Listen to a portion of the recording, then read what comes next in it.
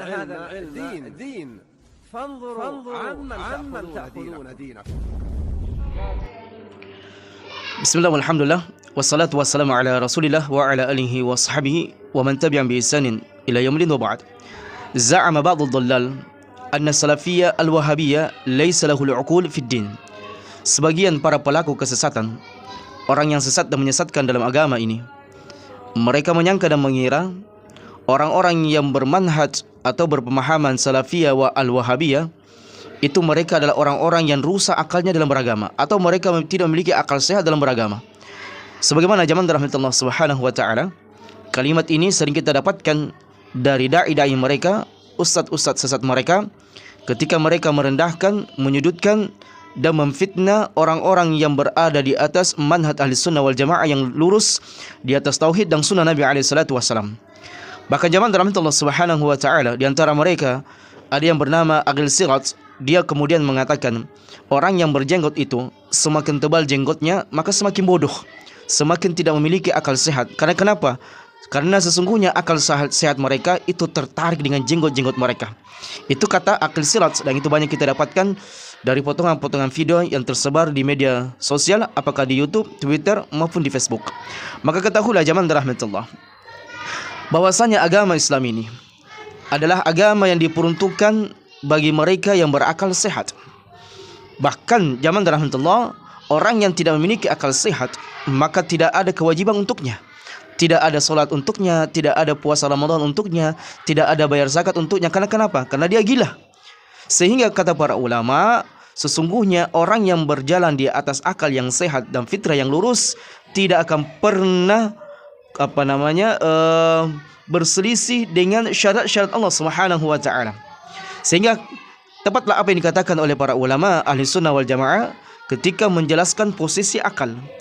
Di antaranya adalah, sebagian ulama mengatakan bahwasanya al-uqul tudriku husnal asya walakin la haqqalaha an tusyri'aha bila dalil. Sesungguhnya akal itu dia berfungsi untuk menalar dan mengetahui akan kebaikan sesuatu, akan tetapi akal tidak memiliki hak untuk menetapkan disyariatkannya kebaikan itu tanpa dalil. Artinya apa zaman rahmatullah? Akal tidak bisa menentukan ini perintah, ini wajib, ini sunnah, kecuali akal ini dibangun di atas pendalilan yang sahih dan sharih dari Quran maupun sunnah Nabi alaihi salatu wassalam.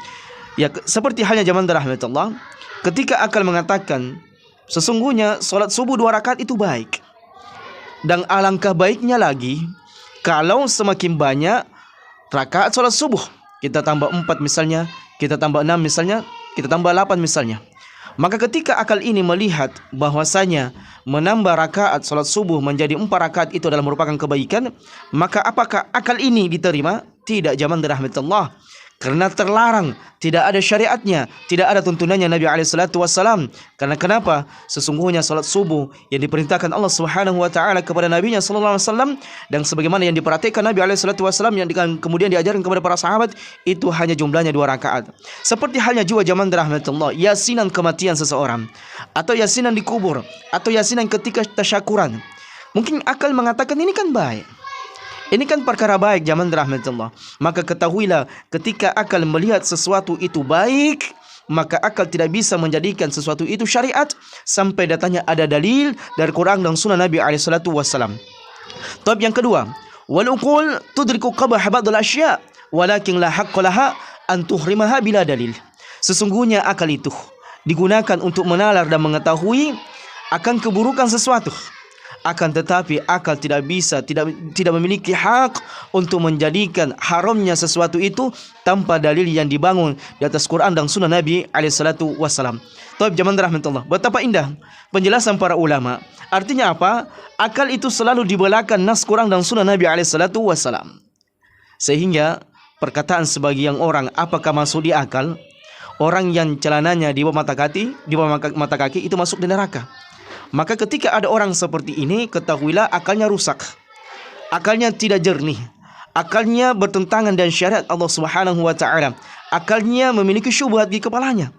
Karena ketika seseorang itu telah datang nas Quran maupun sunnah Nabi alaihi salatu wassalam di mana Nabi SAW mengatakan ma asfala minal ka'bayn minal izar fa finnar, segala sesuatunya kain yang melewati mata kaki itu tempatnya dalam neraka.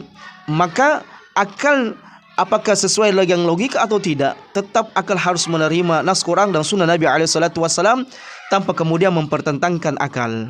Karena kenapa jamaah rahmatullah, dalam beragama ini kita diperintah untuk mentaati Allah Subhanahu wa taala dan mentaati Rasulullah sallallahu alaihi wasallam. Dalam agama ini tidak boleh mengedepankan akal tanpa nas. Karena ketika Anda mengedepankan akal dari nas, maka disitulah kekeliruan Anda, dan itu adalah merupakan sebab kerusakan ketika seseorang beragama di sisi Allah Subhanahu wa taala. Maka kemudian kata para ulama, fatahlil wa tahrimu min khasa'is syar'i wa laysa min khasa'is al-aql. Ketahuilah jamaah rahmatullah, bahwasanya penghalalan sesuatu, pengharaman sesuatu itu ranahnya khusus syariat Allah Subhanahu wa taala dari Quran dan sunnah Nabi alaihi salatu wasalam, bukan ranah khususnya akal. Bukan ranah khususnya akal. Karena akal itu di belakangnya syariat Allah Subhanahu wa taala, di belakangnya keimanan Allah Subhanahu wa taala, sehingga akal tidak boleh mendahului syariat. Sehingga kalau ada sesuatu perintah dan larangan yang bertentangan dengan akal Anda, maka ketahuilah akal tidak bisa menentukan apakah syarat ini baik atau buruk untuk Anda. Karena Anda diperintah untuk sami'na wa ata'na. Dan coba lihat jamaah rahmatullah, memang perkara-perkara seperti ini yang terkadang muncul di dalam hati kita, terkadang muncul di benak kita. Ada gejolak jamaah rahmatullah ketika harus memanjangkan jenggot, takut dikatakan kambing. Ada gejolak di dalam hati ketika harus memotong celana jubah di atas mata kaki, takut dikatakan kebanjiran. Ada gejolak di dalam jiwa bagi seorang wanita ketika dia bercadar, dikatakan teroris, dikatakan radikal, dikatakan ninja. Ada gejolak. Akal kemudian bermain jamaah rahmatullah. Jangan sampai saya dihinakan, jangan sampai saya disakiti, jangan sampai akal bergejolak. Tapi apa yang membuat kita berjenggot? Alhamdulillah. Apa yang membuat kita jalan cingkrang? Apa yang membuat istri-istri kita bercadar? Tidak lain dan tidak bukan jamaah rahmatullah, karena kita berjalan di atas syariat Allah Subhanahu wa taala. Wa ma atakumur rasulu fakhudhuhu wa ma nahakum anhu fantahu. Karena kita ingin masuk surga jamaah rahmatullah. Surga itu bukan milik nenek moyangnya segelintir ormas yang mengatakan siapa yang ikut ormas kami maka dia masuk surga. Surga itu bukan miliknya si fulan, surga itu bukan kelompok si fulan, tapi surga milik Allah Subhanahu wa taala.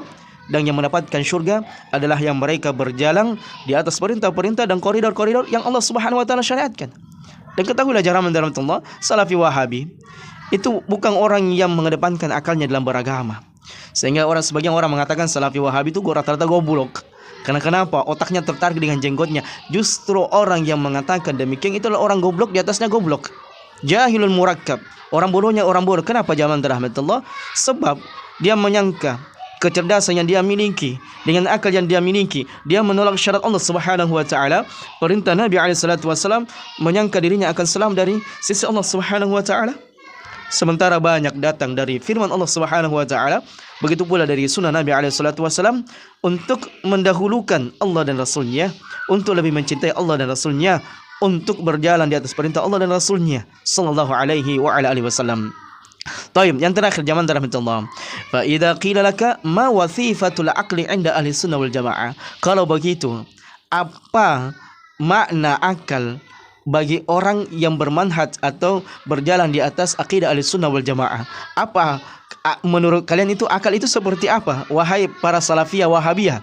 Taib, jawabannya jamaah rahmatullah, maka ketahuilah, fakul, katakan kepada mereka, al-aqlu mudrikul lil hukmi syar'i wa laysa bimunsyi'ilahu. Sesungguhnya akal itu Allah ciptakan untuk mengetahui hukum-hukum syarat Allah Subhanahu wa taala, mengetahui bahwasanya ini adalah merupakan haram, ini merupakan perkara halal, ini perkara mubah, makruh, sunnah, dianjurkan oleh Allah Subhanahu wa taala, dicintai Allah Subhanahu wa taala, dicintai oleh Nabi alaihi salatu wasallam. Ini tauhid, ini sunnah, ini kekufuran, ini bid'ah, ini maksiat dan ini ketaatan. Dari mana semua kita tahu? Itu dari akal. Dan dari mana akal itu mengambil kesimpulan? Dari nas Quran maupun sunnah Nabi SAW. Walaysa bimunsyilah, dan akal tidak boleh dan tidak memiliki hak untuk menetapkan hukum Allah Subhanahu wa taala ini boleh atau hukum Allah ini tidak boleh. Tidak boleh zaman rahmatullah, sebab akal berjalan di atas syarat-syarat Allah Subhanahu wa taala. Demikianlah zaman rahmatullah, sedikit pembahasan dan sedikit mungkin pembelaan terhadap orang-orang yang mengatakan bahwasanya Salafi Wahabi, orang-orang yang berjalan di atas agama Salafi Wahabi ini, di atas manhaj Salafi Wahabi, rata-rata bodoh, tidak memiliki akal, bahwasanya akal mereka tertarik dengan jenggot mereka. Maka ini adalah merupakan di antara bentuk hinaan dan perendahan kepada orang-orang yang berjalan di atas tauhid dan di atas sunnah Nabi SAW. Fahani allana, dan kabar gembirakan bagi kita semuanya, di saat banyak orang-orang yang meninggalkan sunnah Nabi SAW, mencela sunnah Nabi SAW, menghina sunnah Nabi SAW, alhamdulillah kita bisa berada di atas sunnah Nabi SAW.